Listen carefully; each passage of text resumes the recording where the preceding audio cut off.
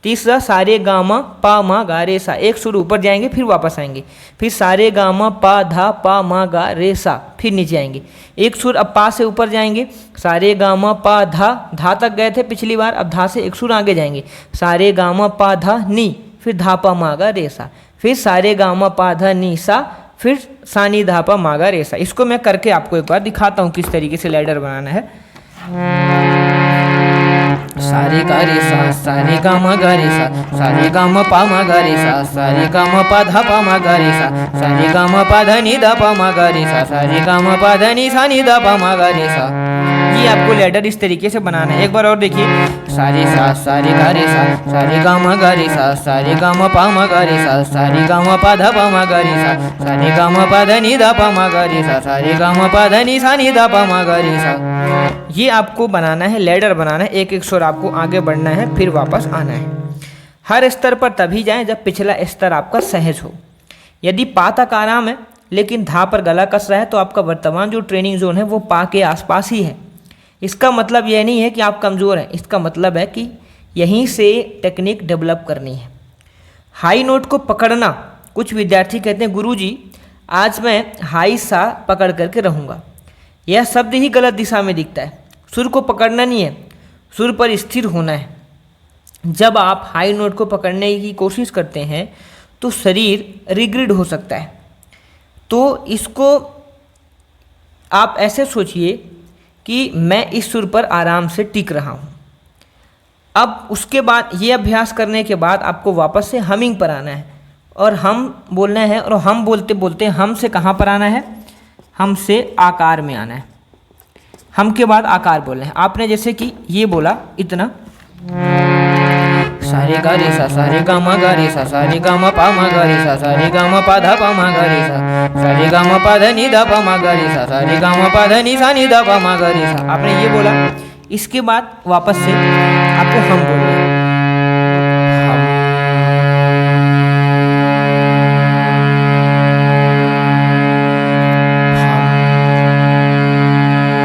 और इसी हमको आ में बदलना है।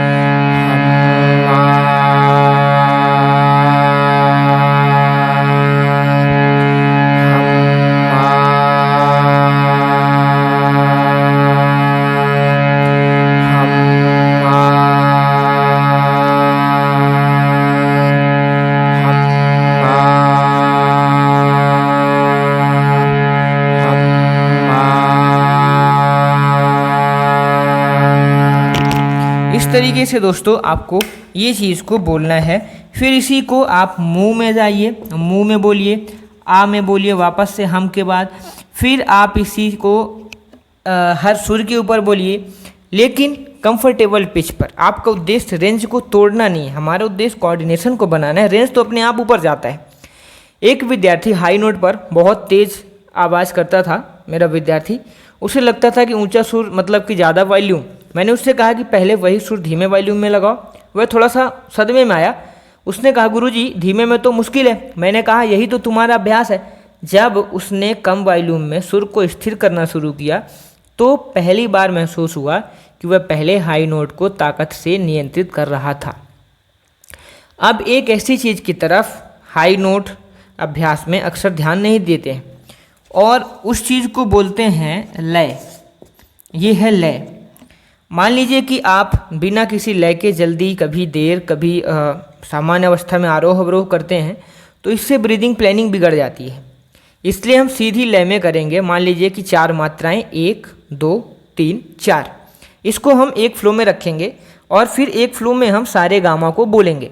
अगर आपके पास मेट्रोनम नहीं है बीट देने के लिए तो आप मोबाइल में एक मेट्रोनम ऐप, मेट्रोनम बोलते हैं इस ऐप को, ये प्ले स्टोर से आपको मिल जाएगा मेट्रोनम। आप इसको डाउनलोड कर लीजिए और ये टिक टिक घड़ी के सेकंड के जैसे चलता है, टिक टिक टिक टिक। एक बार में सा, रे, गा और मा, इस तरीके से आपको बोलना है। ऐसा करने से आपकी जो ब्रीथ प्लानिंग है वो नहीं बिगड़ेगी, सांस लेने का तरीका आपका सही रहेगा, अनावश्यक धक्का भी नहीं देंगे आप। तो इससे जो सुर स्पष्ट होंगे, ताल स्पष्ट होंगे और आपको लय भी पक्का होगा। तो आपको ये अभ्यास करना है। अगर आप बिगनर हैं तो केवल मध्य सप्तक तक ही रहिए।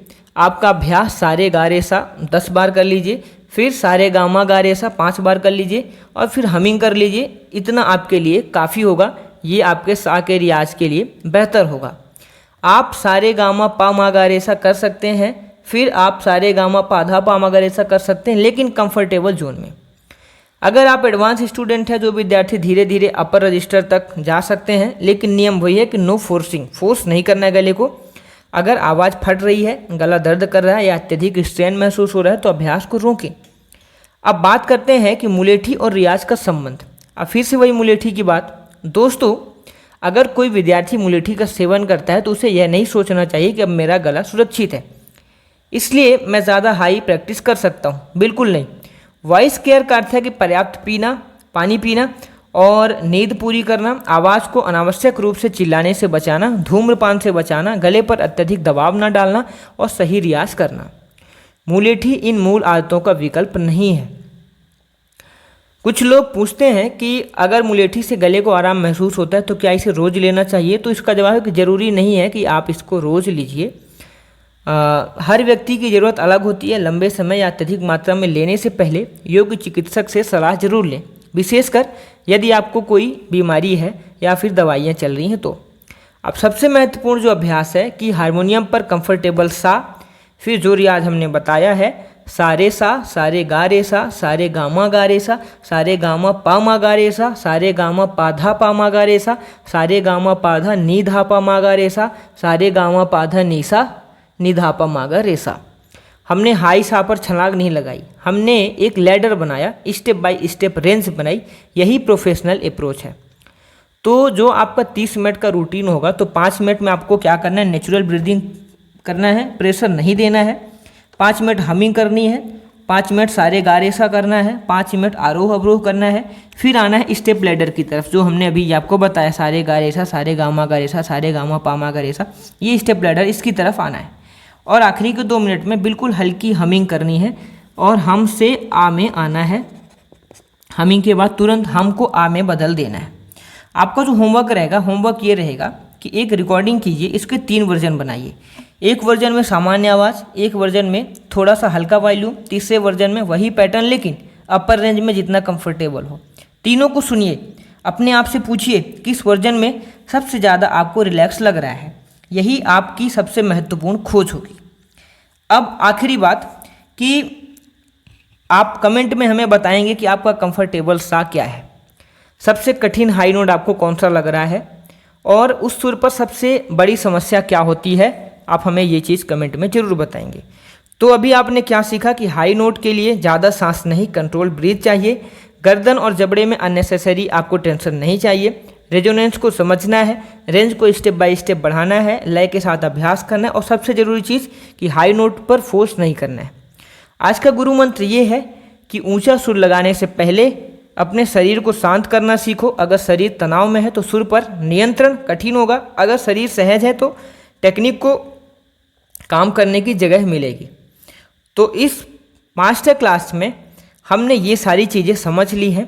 आपसे आखिरी में बोलना चाहूँगा कि जो आपको सब्सक्राइब के बाजू में जो ज्वाइन का ऑप्शन दिख रहा है उसमें क्लिक कर लीजिएगा, क्योंकि आपके लिए बहुत महत्वपूर्ण वीडियोज़ वहाँ पर आती रहती हैं। बहुत सारी वीडियोज़ अवेलेबल हैं, तो आपको वहाँ पर उनको देखना चाहिए। और इसके अलावा आप सवाल पूछेंगे, उन सवालों के लिए मैं वीडियो बनाऊँगा और आपके सवाल लूँगा।